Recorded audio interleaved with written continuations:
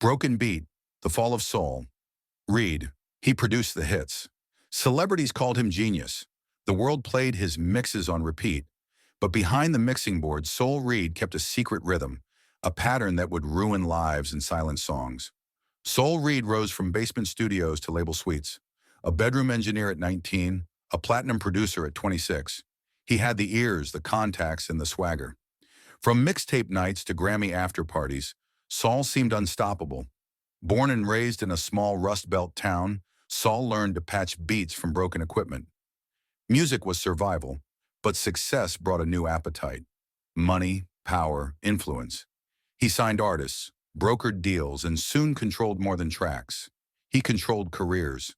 His signature sound, smoky keys over drum machine snap, defined a decade. Artists loved him. Managers loved him. But those closest noticed a pattern. Private calls that ended careers, late-night sessions that never ended, and a way Soul had of isolating people under the guise of mentorship. What started as mentorship became manipulation. Young artists described favors traded for silence, access to studios in exchange for obedience. Stylistic coaching blurred into personal control. Team members explained it away as industry hierarchy. Victims called it coercion.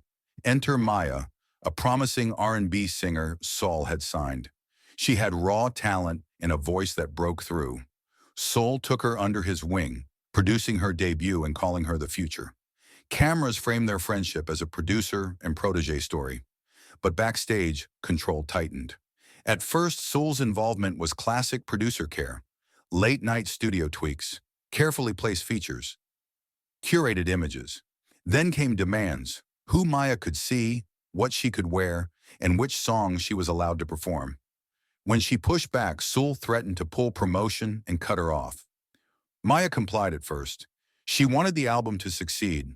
In private, she said she felt trapped, ostracized from friends, cut off from outside advice. When she tried to speak with label executives, Soul intercepted calls and insisted he was protecting her brand. Rumors circulated in closed groups. A leaked text thread showed Soul pressuring staff to delete footage and manage narratives. An anonymous audio clip, grainy and raw, surfaced with a voice saying, "You know how this ends if you embarrass me." The clip spread and conversations turned into demands for accountability. Journalists picked up the story. Music blog headlines asked tough questions. How much power should producers hold? Social media lit up with former collaborators sharing quiet stories. Sponsors paused talks and festival bookings were put on hold. The industry watched, unsure how to act.